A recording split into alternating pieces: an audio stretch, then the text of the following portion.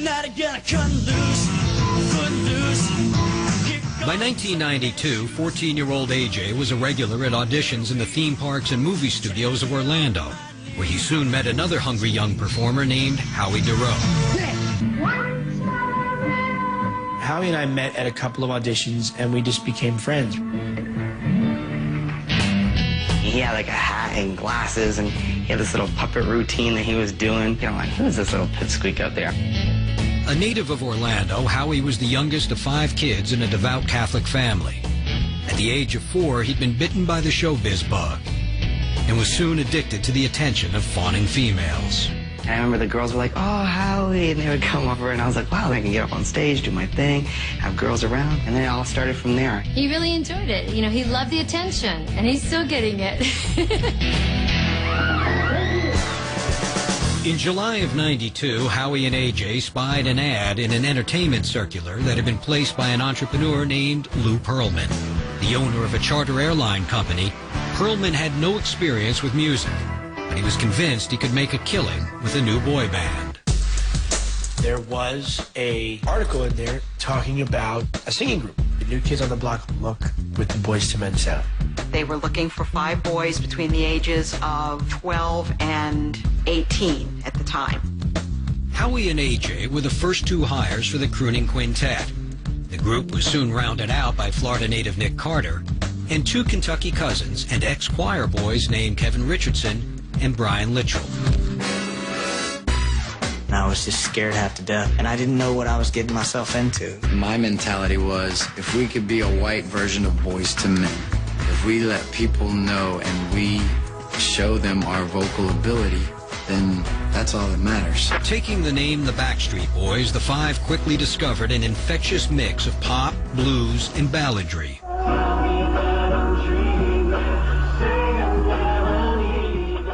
Holding down part-time jobs by day, they toiled on their routine after hours, perfecting their moves in the cavernous warehouses of Lou Pearlman's company, Transcontinental Airlines.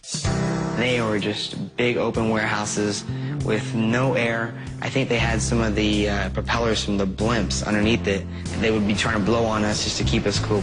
We worked our butts off. Most of us have come from nothing, but whether or not people believe that or not, you know, we worked.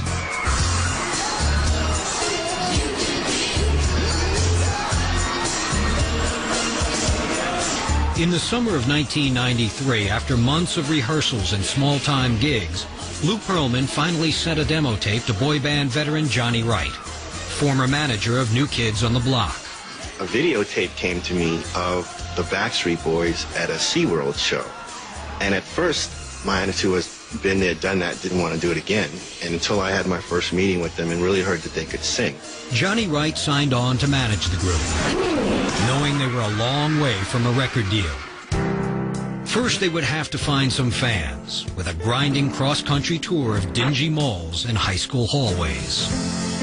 It was an old broken-down crew bus that had seats, no bunks, barely had air conditioning and heat, and we literally went across the country, city to city, school to school. We would go into all these schools and the kids would be like, this is a joke, right? This is a joke.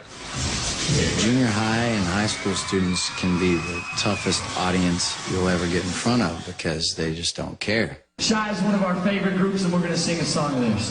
The kids would be booing us. Y'all like this in the back? Well, it was just like, is this all that we're going to do? I mean, what the hell? Is this it? Are we going to just be stuck to being a middle school, high school act, or are we actually going to get a record deal? After 6 exhausting months, the Backstreet Boys had a small but growing fan base and an audition with Mercury Records exec Dave McPherson.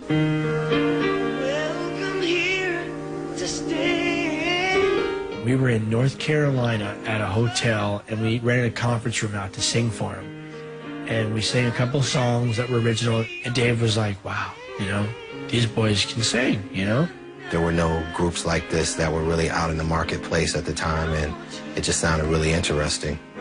But at the time, radio was ruled by grunge rock and gangsta rap, and Dave could not convince Mercury to sign a sugary pop group.